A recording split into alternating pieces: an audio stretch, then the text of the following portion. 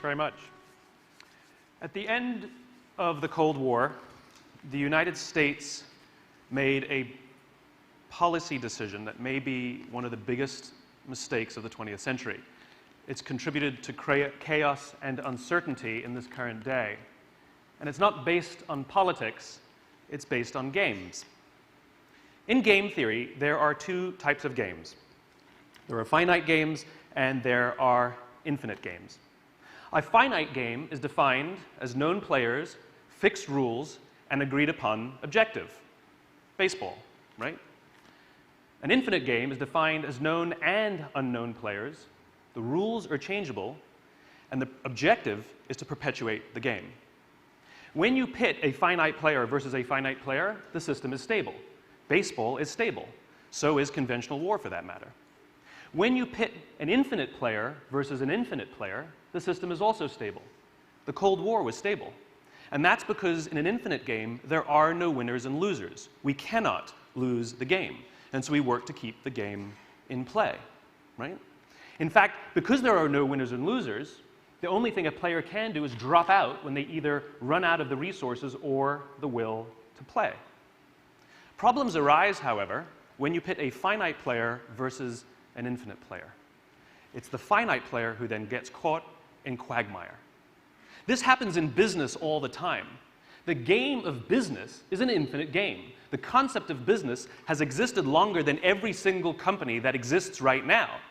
And it'll exist long after all the companies that exist right now go away. The funny thing about business is the number of companies that are playing finite. They're playing to win. They're playing to be the best. They're playing to beat the quarter or the year. And they're always frustrated by that company that has an amazing vision, a long-term vision that seems to drive them crazy. And over the long term, that player will always win, and the other player will run out of resources or the will, and they'll either go out of business or be bought or sold or merged or acquired or whatever it is. This is also what happened to the United States in Vietnam. The United States was fighting to win. The Viet Cong were fighting for their lives. They would fight forever if necessary. This is also what happened when the Soviet Union was in Afghanistan. The Soviets were fighting to beat the Mujahideen, and the Mujahideen were fighting to survive, fighting for their very, very lives. Now, when it comes to policy, you have to know what game you're playing so you can play the right rules. And this became completely clear to me when the Soviets actually drove their tanks into Afghanistan, and Brzezinski, the national security advisor for President Carter, was called into the president's office, and the president asked him, "What is the policy of the United States?"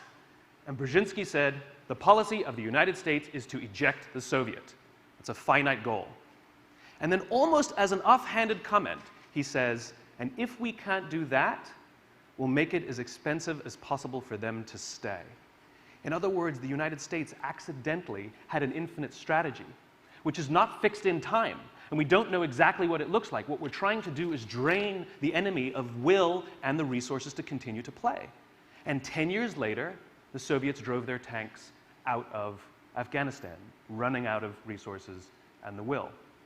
Now, if you think about what happened when the Berlin Wall came down, we were in an infinite game, Soviets and the United States, and the Berlin Wall came down, and the United States made, again, one of the greatest, perhaps one of the greatest blunders, policy blunders of the 20th century.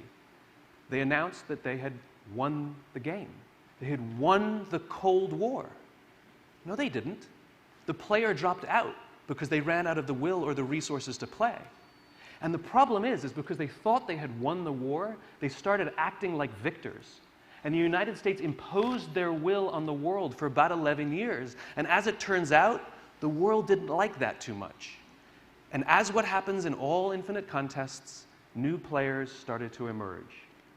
If you consider how the Cold War existed, it really existed on three tensions. There was a nuclear tension. Both states had nuclear weapons to end all life. There was an ideological tension. One was an exporter of democracy and capitalism. The other one is an exporter of Soviet-style communism. And there was an economic tension. That's what kept the Cold War alive and well. Not coincidentally, life, liberty, and the pursuit of happiness. The only three things for which we will bear any burden and pay any price, and fight forever to defend. Now, the nuclear tension has been replaced by Pakistan and China. Oh, no, China was already there. Pakistan and North Korea, maybe Iran. The ideological tension, Soviet-style communism, has been replaced by Islamic extremism.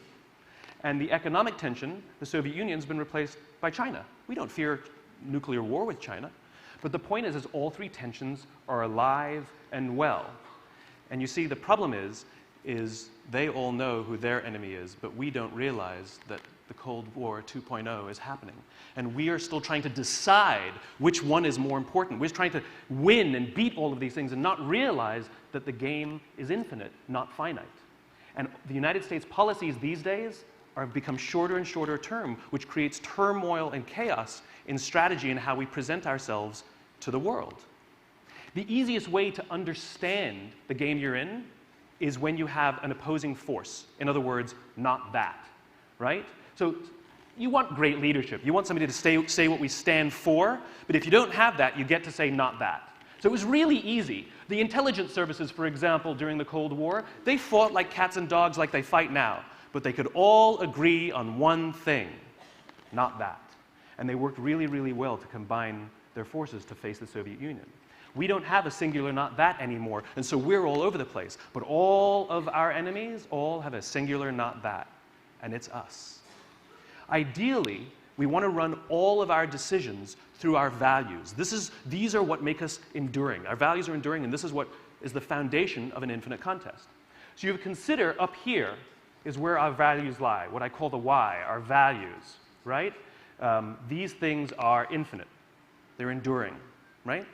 Down here, you have what I call the what. These are our interests, and they are finite. And ideally, what you want to do is you run all decisions through our values and then through our interests. Let me show you what that looks like. Sometimes they go in our favor and sometimes they don't. So for example, when we go onto a battlefield and we shoot a bad guy, we will take his injured body, we will bring him into our hospitals, and we will risk American lives to bring him into the hospitals, use American doctors, American beds, American medicines to nurse him back to health. That's not in our interests. But the reason we do it, because it's kind of who we are. It's kind of what we do. It's like, it's our thing, right? When we make a decision based solely on our interests, it looks like this, right? So should we torture people?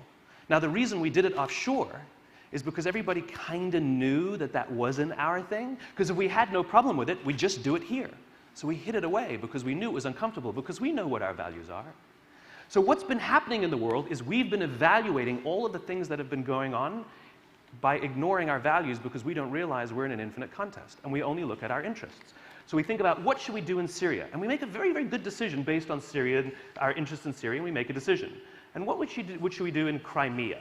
And what should we do with regards to Putin? And what should we do with regards to Iraq and Afghanistan? And we're all over the place. And the problem is when you pull back and take a look, now nobody has any idea what we stand for. This is confusing for our allies who no longer trust us because we're no longer predictable. And it's fantastic for our enemies because they can exploit it. Ideally, what we do is we run all decisions through our values first. And though it may not always go our way, just like I said, we make decisions all the time that aren't always in our interests, like bringing an injured bad guy and putting him in our hospitals. Not in our interests. But what that does is it makes us predictable. And it makes our allies trust us because they know what we stand for, and they will either stand with us or they'll stand against us. And together, we will go through the infinite contest for as long as it takes. This is what we're in right now. The Cold War is alive and well, and we will not help contribute to stabilizing the world until we start playing the game we're in rather than playing the game we're not in. Thank you very much.